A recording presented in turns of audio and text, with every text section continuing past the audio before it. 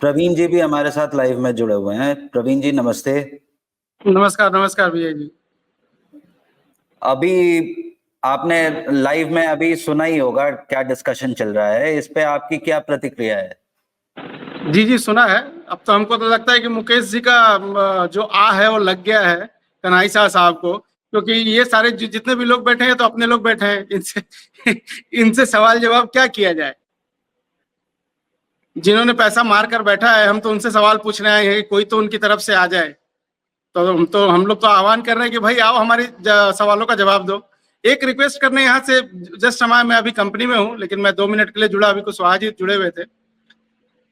सारी बातें तो कुशवाहा जी ने बता ही दी। मैं सिर्फ एक रिक्वेस्ट करने लोगों से आया हूं कि डिफिशियंसी दूर करवाने के नाम पे जो लोग भी ऑफिस में जा रहे हैं, कम से कम वो लोग पैसा ना दे, और जो लोग ऑफिस खोलकर बैठे हैं उन्हें बोले कि उनका पुराना मेंबरशिप का क्या हुआ।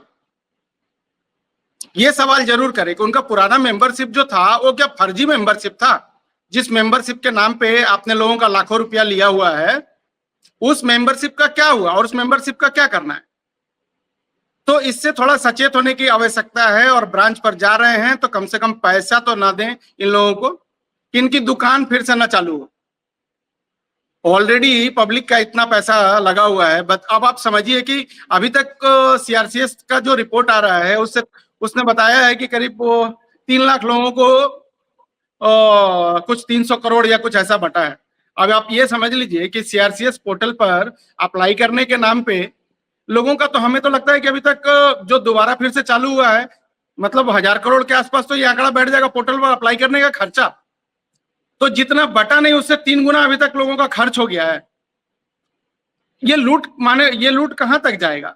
5000 करोड़ बांटने में लोगों का 5000 करोड़ रुपया तो पोर्टल पर अप्लाई करने में चला जाएगा। ऐसे पैसे का क्या फायदा है बताइए? तो सवाल का जवाब देने के लिए जब तक सहारा की तरफ से कोई आएगा नहीं, हम लोग बात विवाद करके कोई फायदा नहीं है। और कुशवाहा जी ने तो बता ही दिया कि इनको हम लोग हर तरफ से अब घेरने वाले हैं, किसी भी तरफ से छोड़ने वाले नहीं है। बचकर ये लोग भाग नहीं सकते हैं। एक लड़ाई हमारी जो कमजोर थी सड़क पर, उसकी भी बहुत जोर शोर से तैयारी चल रही है, और उस लड़ाई को बहुत मजबूती से अब हम लोग लड़ेंगे। हमारा संगठन धीरे धीरे सभी मैंने हर स्टेट में और हर डिस्ट्रिक्ट में हम लोग मजबूत हो रहे हैं, और बहुत मजबूती से हम लोग सड़क पर निकलेंगे। तो सहारा के जो भी लोग सुन रहे हैं, आप कान खोलकर सुनिए। जितने भी इनके मैनेजिंग डायरेक्टर, मैनेजिंग वर्कर जो लेटर लिख रहे हैं ना देवरिया और यहाँ वहां के लिए, उनके लिए सबसे ज्यादा है।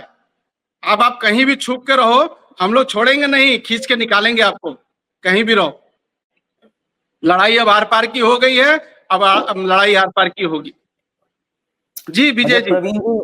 प्रवीण जी मेरा एक और क्वेश्चन था इस मामले से रिलेटेड कि 1000 करोड़ का ऑफिशियल नोटिफिकेशन अभी तक नहीं आया है और 30 दिन का टाइमलाइन आज पूरा हो रहा है। इस बारे में आप क्या कहना चाहेंगे? देखिए, इस पर तो हम लोग कुछ सवाल नहीं उठा सकते हैं। 15 तारीख को फिर से इनको जवाब देना है।